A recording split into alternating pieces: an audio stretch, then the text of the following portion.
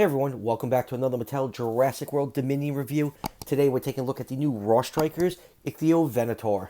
Another Wave 3 figure. I feel like Mattel is just pumping out Dominion figures as fast as humanly possible. Right after this, I think after Wave 3, Mattel's all done with Dominion, then we're rolling to Dino trackers.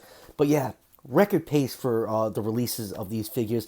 I collect a lot of Transformers, and I have not even found barely any Legacy Wave 2 figures in stores. So yeah, it's nice that Mattel is cranking these out, but man, it is getting really hard to keep up.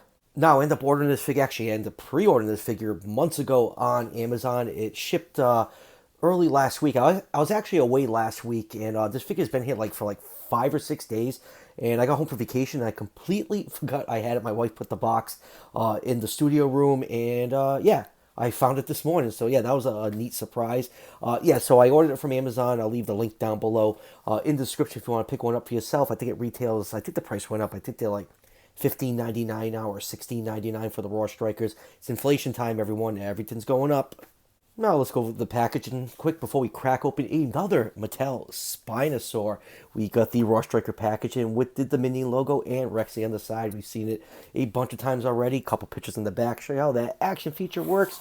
Spin it around, get a picture of how the feature works.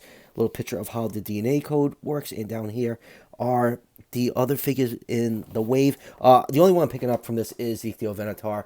I really do like the color scheme on that Rajasaurus.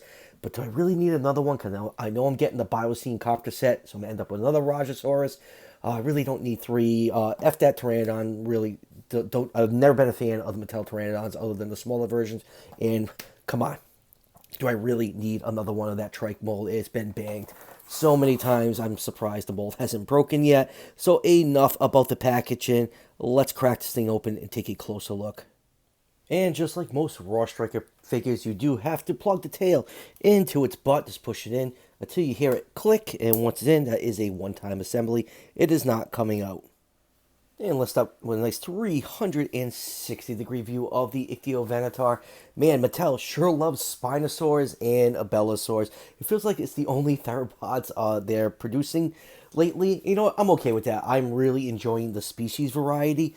This figure, it's a decent looking Ichthyovenator. It has the, two sails, which is correct. Even though we don't have a lot of material on Ichthyovenator, they at least got that right. Much better execution than the Samosaurus. It's got the weird double fin on the tail, which is definitely a Mattel trait. I don't mind the artistic liberties that they take. I always find it fun and imaginative. Some of the weird things they do with these figures.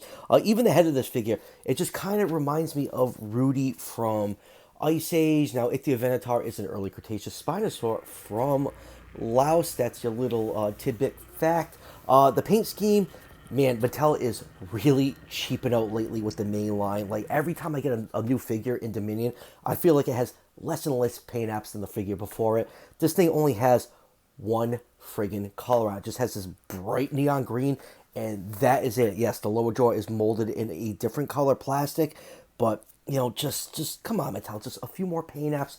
Make these figures look better. The sculpts are great. They're highly detailed, and it's all lost in just these base colors. This figure almost feels like a basic figure because the paint apps are so lacking on it. You just have a little bit of that bright green on the sail, back of the neck, and just a tiny bit of green around the base of the tail, which actually, blends in with that bright green tail. That was actually smart in their part. But other than that, come on, Mattel. Do better. The price is going up on these figures. We have Hammond Collection figures that only cost a couple bucks more with no action features or lights and sounds. Just throw one or two more paint apps on these figures, for the love of God, please.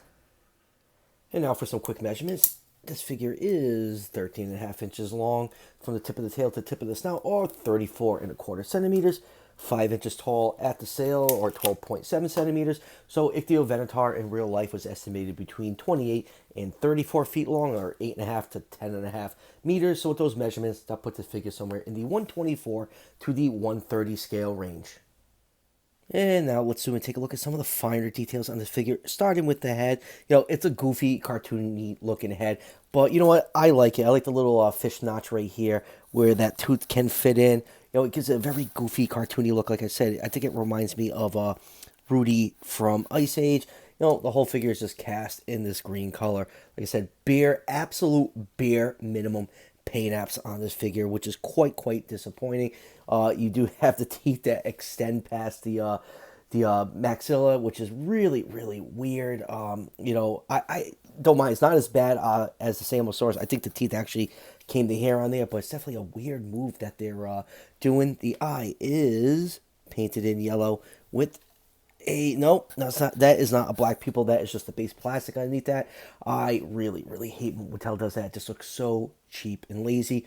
Little splash of lime green paint around the eye. Here is a view from the top. You do have some really nice scale details, not as crocodile-like as some of Mattel's other Spinosaurs. You do have a row of large scoots, osteoderms going down the neck and down the body. You do have some bright green for the star of the sail on the back of the neck, and that continues all the way down. You do get the break in the middle, which is accurate to the species, and then going to the tail, you have a little bit of bright green paint app on the base of the tail before it switches to the bright green base plastic for the tail, which is a nice touch. Sometimes Mattel, the change from the color of the tail to the regular plastic is really abrupt. That is a nice touch to have it slowly transition into that. You have more of these osteoderms along the tail and this double sail. Like I said, it's not accurate, but I do find it quite fun to look at. I do like some of the artistic liberties they take. And then going down to the hands, hand claws aren't painted, pretty typical. They actually gave it webbed fingers, which is a really nice touch. Then going down to the legs, some nice muscle detail, scale detail. Toe claws aren't painted, pretty typical for Mattel. And let's pop open the top of the sail. So for those of you that want to scan this figure into the fax app, and then going back out, I think that is pretty much it for the figure. Underneath there are the holes for the speaker box, blah blah. So yeah, a decent figure that is severely hampered by the extreme lack of paint apps. And for articulation is pretty basic. Most of it is tied to the action feature. Arms can move forwards and backwards, and they are on a hinge, allows them to swing out. Front legs can move backwards and forwards. You can hear that click. That is the ratchet joint to lock the legs into a neutral position. You get no hip movement because the action feature is tied directly to the hip region. Totally pointless rotating tail. Always going to say it. Really needs a hinge joint. And I don't think I showed the details of the mouth when I was doing comparisons. So, details. So let's zoom in quick. You can see the tongue is nicely detailed. Roof of the mouth has some nice plastic, and you have some glossy pink for the gum tissue. Now let's move on to the action feature. All you need to do is securely hold the figure at the base of the feet and push down. And you'll see the batteries are absolutely dead on my figure. It just did that little beep to let me know the batteries are dead. It arrived like that, and there is 0% chance I was running out to get batteries to put in this thing. Because honestly, I really don't use the electronic sounds on these figures, so yeah, it's probably a good idea that the batteries arrive dead on here. I'm definitely going to take them out so they don't leak, but yeah. First time I've ever received any Mattel figure since I've been doing collecting the line with dead batteries, so yeah, that's definitely different. Moving on with comparisons, first up here it is with the Hammond Collection, Dr. Alan Grant. And next up, let's do some smaller dinosaurs. Here it is with the Extreme Damage Dimetrodon, and here it is with the Pyroraptor. And let's do it with a couple Raw Strikers. Here it is with the Megaraptor, which is definitely easily my favorite of all the Raw Strikers. And here it is with the Scorpio Venator. Like I said, Mattel absolutely loves doing Spinosaurs and Abelisaurs, and I'm okay with that, but come on, there's other theropods out there. Branch out a little bit. And next up, here it is with the massive action Impellosaurus. And let's bring out the Tickle Chicken. I don't think I've taken out good old Therizinosaurus in a while during these reviews. And here it is with the other Spinosaurs that Mattel has put out. The Hammond Collection Baryonyx, here's the Ichthyovenator, the massive action Samosaurus, Spinosaurus, Suchomimus, and Irritator. So yeah, Mattel loves this genus of dinosaurs along with the Belosaurs. So yeah, definitely fun variety. A lot of color differences between them. Some of these have actually received repaints, like the Suchomimus. Very odd. I don't think did the Irritator ever receive a repeat? I don't think it did. I think it's one of those rare figures that never received one. So yeah, pretty cool to see them all together like this. And lastly, here it is, the Hammond Collection T-Rex, because this is now the gold standard for all Mattel figures. So final thoughts on the new Ichthyovenator. It's a decent figure. You know what you're getting when you're getting a Raw Striker figure. You just have to, push down the back, get all those fun electronic lights and sounds with the jaw closing. Yeah, batteries are dead on mine. Not a big deal. If it happens to you, you can just go out and replace them. It's very simple to do. I do enjoy the sculpt. The head's a little bit cartoony, but I do find that charming. Reminds me of Rudy from Ice Age. Paint apps are abysmal. Definitely one of the least painted figures I've seen from Mattel. They just keep dialing back the paint apps on the main line. Tinfoil hat time.